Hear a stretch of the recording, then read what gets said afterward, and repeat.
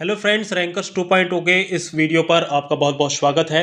इस वीडियो पर हम बात करने वाले हैं आरपीएफ कांस्टेबल के प्रीवियस ईयर के पेपर के बारे में, जिसमें हम जीके के महत्वपूर्ण 50 क्वेश्चन कवर करने वाले हैं। चलिए बिना किसी देरी के शुरू करते हैं इस वीडियो को। पहला क्वेश्चन है, माओरी लोग निम्नलिखित में से किस देश से हैं? इसका राइट आंसर था न्यूजीलैंड। जो माओरी लोग हैं वो न्यूजीलैंड देश से हैं। सेकंड क्वेश्चन था कि भारत छोड़ो आंदोलन के दौरान गांधी जी ने करो या मरो का नारा किस स्थान पर दिया था? तो याद रखेंगे, जो गांधी जी ने भारत छोड़ो आंदोलन के टाइम पे करो या मरो का जो नारा है वो दिया था फ्रेंड्स बॉम्बे में। ठीक है। अगला क्वेश्चन है, भारतीय राष्ट्रीय कांग्रेस का प्रथम अधिवेशन कब आयोजित किया गया था? तो ये आयोजित किया गया था, ऑप्शन नंबर 4 है 1885 में। भारतीय राष्ट्रीय कांग्रेस का प्रथम अधिवेशन जो है वो 1885 में आयोजित किया गया था। अगला क्वेश्चन है, निम्नलिखित में से कौन सा शॉल हिमालय में जंगली खाल के ऊन से बनाया जाता है? जो अपने ओढ़ने का शॉल होता है वो हिमालय में जंगली खाल के ऊन से बनाया जाता है। तो ये कहाँ का बनाया जाता है, कौन से शॉल को बनाया जाता है? तो याद रखेंगे शहतूश शॉल। ऑप्शन नंबर सेकंड जो है वो इसका सही हो जाएगा। अगला क्वेश्चन था कि भारत में राष्ट्रीय एकता परिषद के अध्यक्ष कौन है? इस क्वेश्चन का राइट आंसर क्या हो जाएगा? जो राष्ट्रीय एकता परिषद है उसके अध्यक्ष जो है वो प्रधानमंत्री हमारे पीएम होते हैं। अगला क्वेश्चन है, किस प्रकार का पोषण अन्य जीवाश्मों द्वारा उत्पादित जटिल अवयवों को निगलता है? तो याद रखेंगे, जो विषम पोषण होता है ये अन्य जीवाश्मों के द्वारा उत्पादित जटिल अवयवों को निगलता है, खाता है।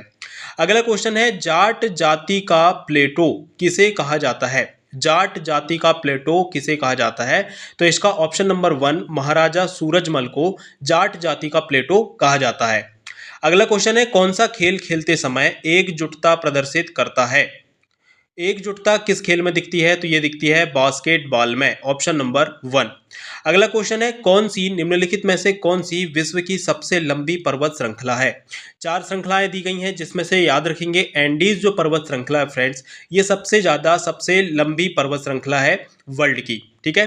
अगला क्वेश्चन था कि अंतरराष्ट्रीय पुनर्निर्माण एवं विकास बैंक, जिसे हम आईबीआरडी के नाम से जानते हैं, यह किस नाम से जाना जाता है? तो जो अंतरराष्ट्रीय पुनर्निर्माण एवं विकास बैंक आईबीआरडी है ये जाना जाता है वर्ल्ड बैंक, विश्व बैंक। ऑप्शन नंबर 4 आपका राइट हो जाएगा। अगला क्वेश्चन था कि परिधि के भीतर चुंबकीय क्षेत्र रेखाएं किसके रूप में होती हैं? तो याद रखेंगे, परिधि के भीतर जो चुंबकीय क्षेत्र रेखाएं होती हैं ये समांतर और सीधी रेखाएं के रूप में होती हैं। अगला क्वेश्चन था कि वस्तुओं और सेवाओं की आपूर्ति के लिए जाति और ग्राम समुदाय के बीच की व्यवस्था को क्या कहा जाता है? तो याद रखेंगे, राइट आंसर हो जाएगा उपस्थिति प्रणाली। मतलब वस्तु और सेवाओं की आपूर्ति के लिए जाति और ग्राम समुदाय के बीच की व्यवस्था को उपस्थिति प्रणाली कहा जाता है। नेक्स्ट है, प्रतिरोधक में बिखरी हुई विद्युत ऊर्जा को व्यक्त किस सूत्र से किया जाता है? ये 4 सूत्र आपको दिए गए हैं, इसमें से आपको बताना है कि प्रतिरोधक में जो बिखरी हुई विद्युत ऊर्जा होती है उसे किस सूत्र के द्वारा व्यक्त किया जाता है? इसका राइट आंसर क्या हो जाएगा? Second number. ठीक है। अगला क्वेश्चन है कि भारतीय संविधान के अनुच्छेद 51A में कितने मौलिक कर्तव्य दिए गए हैं? देखिए, पहली चीज तो आपको ये याद रखनी है कि अनुच्छेद 51A में हमारे मौलिक कर्तव्यों का विवरण है। अब कितने मौलिक कर्तव्य हैं? तो याद रखेंगे टोटल 11 कर्तव्यों को वहां पर बताया गया है। अगला क्वेश्चन है कि निम्नलिखित में से कौन सा वर्षण का एक प्रकार है? तो याद रखेंगे, जो ओले हैं, ओले एक वर्षण का ही एक प्रकार है। नेक्स्ट क्वेश्चन है, कोशिकीय श्वसन के दौरान निकलने वाले संश्लेषित अणु को क्या कहा जाता है? तो याद रखेंगे, जो कोशिकीय श्वसन के दौरान जो संश्लेषित अणु निकलते हैं उन्हें हम एटीपी कहते हैं। क्या कहा जाता है उसे? एटीपी। नेक्स्ट क्वेश्चन था, 1946 में गठित अंतरिम सरकार के रक्षा मंत्री कौन थे? तो याद रखेंगे, अंतरिम सरकार के रक्षा मंत्री थे सरदार बलदेव सिंह। अगला क्वेश्चन है, प्रायद्वीपीय भारत में निम्नलिखित में से किस नदी का बेसिन क्षेत्र सबसे बड़ा है? तो याद रखेंगे, जो गोदावरी नदी है, प्रायद्वीपीय भारत में गोदावरी नदी का बेसिन क्षेत्र सबसे बड़ा है। ऑप्शन नंबर 1 आपका राइट हो जाएगा। अगला क्वेश्चन था, पेट्रोलियम के कच्चे माल का उपयोग करके सभी सिंथेटिक फाइबर विभिन्न प्रक्रियाओं के द्वारा खालिस्तान कहते हैं, तैयार किए जाते हैं, उन्हें क्या कहते हैं? पेट्रोलियम के जो कच्चे माल का उपयोग करके सभी सिंथेटिक फाइबर विभिन्न प्रक्रियाओं के द्वारा जो तैयार किए जाते हैं उन्हें कहा जाता है पेट्रोकेमिकल्स। क्या कहा जाता है? पेट्रोकेमिकल्स। ऑप्शन नंबर 4 आपका राइट हो जाएगा। अगला क्वेश्चन था कि भारत में श्वेत क्रांति के जनक कौन थे? तो याद रखेंगे भारत में श्वेत क्रांति के जनक थे वर्गीस कुरियन। नेक्स्ट है ब्रिटिश भारत में थियोसॉफिकल सोसाइटी का मुख्यालय कहाँ स्थित था? तो जो थियोसॉफिकल सोसाइटी है इसका मुख्यालय भारत में ब्रिटिश भारत में मद्रास में उपस्थित था। ठीक है। अगला था कि मनुष्यों में निम्नलिखित में से कौन घुलनशील नाइट्रोजन यौगिकों के रूप में उत्सर्जी पदार्थों को हटाता है?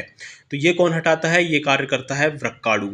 नेक्स्ट है निम्नलिखित में से किस देश में विश्व में सबसे अधिक तापमान दर्ज किया गया है? तो वर्ल्ड में सबसे ज्यादा जो तापमान है वो लीबिया में दर्ज किया गया है। नेक्स्ट है अल्पसंख्यकों की सुरक्षा से संबंधित भारतीय संविधान का कौन सा अनुच्छेद है? तो जो अनुच्छेद 29 है इसमें अल्पसंख्यकों की सुरक्षा से संबंधित विवरण है। ऑप्शन नंबर सेकंड आपका राइट है। अगला है जल में घुलनशील क्षार को क्या कहते हैं? तो जो क्षार जल में घुलनशील होते हैं उन्हें खार कहा जाता है। क्षार से याद रखेंगे खार, जो कि जल में घुलनशील होते हैं। उस पुर्तगाली खोजकर्ता का नाम क्या था जिसने 1498 में यूरोप से भारत के नए समुद्री मार्ग की खोज की थी? आई थिंक ये तो सभी को पता होगा, 1498 में वास्को डी गामा भारत आया था, है ना। तो ऑप्शन 4 आपका राइट हो जाएगा। नेक्स्ट है युद्ध, बाहरी हमले या सशस्त्र विद्रोह के कारण किसी देश में घोषित आपातकाल को क्या कहते हैं? तो ये सभी को पता होगा, इसे राष्ट्रीय आपातकाल कहा जाता है। ऑप्शन 4 आपका राइट हो जाएगा। नेक्स्ट है निम्नलिखित में से किसे भारतीय अर्थव्यवस्था का निर्माता कहा जाता है? काफी इंपॉर्टेंट क्वेश्चन है और इसका राइट आंसर है मोक्षगुंडम विश्वेश्वरैया। ऑप्शन नंबर 4 आपका राइट हो जाएगा। मोक्षगुंडम विश्वेश्वरैया को भारतीय अर्थव्यवस्था का निर्माता कहा जाता है। नेक्स्ट है भारतीय संविधान के अनुच्छेद 280 में उल्लिखित वित्त आयोग की प्रकृति क्या है? तो इसका राइट आंसर हो जाएगा ऑप्शन नंबर सेकंड, अर्थ न्यायिक निकाय। अगला है जोग जलप्रपात किस नदी पर स्थित है? तो जोग जलप्रपात जो है ये शरावती नदी पर स्थित है। ऑप्शन 2 आपका राइट हो जाएगा। नेक्स्ट क्वेश्चन था कि निम्नलिखित में से किस खेल या खेलों में नेट की आवश्यकता होती है? बैडमिंटन, शतरंज, कबड्डी या खो खो? तो याद रखेंगे बैडमिंटन में नेट की आवश्यकता होती है। बीच में नेट बंधा होता है, दोनों तरफ खिलाड़ी होते हैं और फिर वो बैडमिंटन खेलते हैं। नेक्स्ट है दक्षिण पूर्व एशिया की सबसे लंबी नदी कौन सी है? तो याद रखेंगे जो मेकांग नदी है दक्षिण पूर्व एशिया की सबसे लंबी नदी है। नेक्स्ट है जंप बॉल शब्द किससे संबंधित है? तो याद रखेंगे जो जंप बॉल शब्द है ये फ्रेंड्स बास्केटबॉल से संबंधित है। नेक्स्ट है खेल प्रशिक्षण के माध्यम से कौन आत्मविश्वास बढ़ा सकता है, मनोबल मजबूत करने में मदद कर सकता है तथा मित्र और परामर्शदाता के रूप में कार्य कर सकता है? तो ये कौन करता है? एक जो कोच होता है, यही वो जो कोच होता है वही ये सारे काम कर पाता है। नेक्स्ट है मधुमक्खियां किस प्रकार शहद ग्रहण करती हैं? तो जो मधुमक्खियों का शहद ग्रहण करना एपी कल्चर कहलाता है। एपी कल्चर याद रखेंगे मधु उत्पादन। अगला है विधायी निकाय के रूप में स्वतंत्र भारत की पहली संसद के अध्यक्ष कौन थे? तो स्वतंत्र भारत की पहली संसद के अध्यक्ष जो थे जीवी मावलंकर थे, याद रखेंगे। नेक्स्ट क्वेश्चन पूछा था कि उर्दू में तलाक शब्द का अर्थ क्या होता है? तो तलाक शब्द का अर्थ होता है विवाह विच्छेद, और ये तो सभी को पता ही होगा। विवाह विच्छेद तलाक मतलब जिसे हम डिवोर्स कहा जाता है इंग्लिश में, वही उसे उर्दू में तलाक कहा जाता है। तो याद रखेंगे। अगला क्वेश्चन है भारत में किस राज्य में आत्मनी जनजाति निवास करती है? आत्मनी जनजाति जो है ये मध्य प्रदेश में निवास करती है, याद रखेंगे। ऑप्शन नंबर 3 आपका राइट है। अगला क्वेश्चन है 1793 में बंगाल और बिहार में स्थायी बंदोबस्त की शुरुआत किसने की थी? तो जो स्थायी बंदोबस्त की शुरुआत है ये की थी लॉर्ड कॉर्नवालिस ने। अगला क्वेश्चन है फ्रेंड्स कौन सा शब्द श्वेत प्रकाश के उसके घटक रंगों में विखंडन का वर्णन करता है? इस क्वेश्चन का राइट आंसर है फैलाव। नेक्स्ट है भारतीय संसद ने औद्योगिक नीति प्रस्ताव किस वर्ष अपनाया? तो इस क्वेश्चन का राइट आंसर हो जाएगा ऑप्शन नंबर 2, 1956। नेक्स्ट है भारत में नई आर्थिक नीति कब शुरू की गई? इस क्वेश्चन का राइट आंसर है ऑप्शन नंबर 4, 1991। अगला क्वेश्चन है जब वसा और तेल क्या है? जब वसा और तेल ऑक्सीकृत होते हैं तो वे खालिस्तान बन जाते हैं और उनकी गंध और स्वाद बदल जाते हैं। वो क्या बन जाते हैं? बासीपन बन जाते हैं। ऑप्शन नंबर 3 आपका राइट है। अगला क्वेश्चन है कि राज्यसभा के द्वारा धन विधेयक पारित करने की अधिकतम अवधि क्या है? तो याद रखेंगे राज्यसभा के द्वारा धन विधेयक पारित करने की जो अधिकतम अवधि है वह है ऑप्शन नंबर 2, 14 दिन। ठीक है। अगला क्वेश्चन है कि प्राचीन भारत में कुश्ती को सर्वाधिक प्रसिद्ध रूप से खालिस्तान के नाम से जाना जाता था। तो जो कुश्ती है उसको सर्वाधिक प्रसिद्ध रूप से मल्ल युद्ध के रूप में जाना जाता था। ठीक है, मल्ल युद्ध के नाम से जाना जाता था। अगला क्वेश्चन है भारत के संविधान में कितने भाग हैं। काफी अच्छा क्वेश्चन है, तो याद रखेंगे वर्तमान में जो भारत का संविधान है उसमें 25 भाग हैं। ठीक है। अगला क्वेश्चन है वन अनुसंधान संस्थान कहाँ स्थित है। तो राइट आंसर हो जाएगा वन अनुसंधान संस्थान जो है वो देहरादून, ऑप्शन नंबर 3 आपका राइट है। अगला क्वेश्चन है संघ सूची में मूलतः कितने विषय हैं। राइट आंसर हो जाएगा आपका 97 विषय। अगला क्वेश्चन है 2020 में ग्रीष्मकालीन ओलंपिक की मेजबानी किस देश ने की। तो 2020 में जो ग्रीष्मकालीन ओलंपिक हुए थे उसकी मेजबानी की है जापान ने। ठीक है। अगला क्वेश्चन और इस वीडियो का हमारा लास्ट क्वेश्चन है कि निम्नलिखित में से कौन उच्च उपज किस्म, हाई क्वालिटी जो उत्पादन है उसका उपयोग करके बड़ी मात्रा में अनाज उत्पादन के लिए जाना जाता है।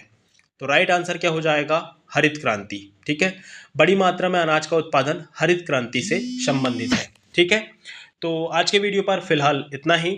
और ये जो सारे क्वेश्चन है इनका जो पीडीएफ है वो आपको हमारे टेलीग्राम चैनल पर मिल जाएगा। टेलीग्राम चैनल की जो लिंक है वो आपको डिस्क्रिप्शन बॉक्स पर दी गई है। जल्द मिलेंगे हम अगले वीडियो पर कुछ और प्रीवियस ईयर के जो क्वेश्चन हैं उनके साथ में। जुड़े रहिए हमारे साथ। जय हिंद, वंदे मातरम।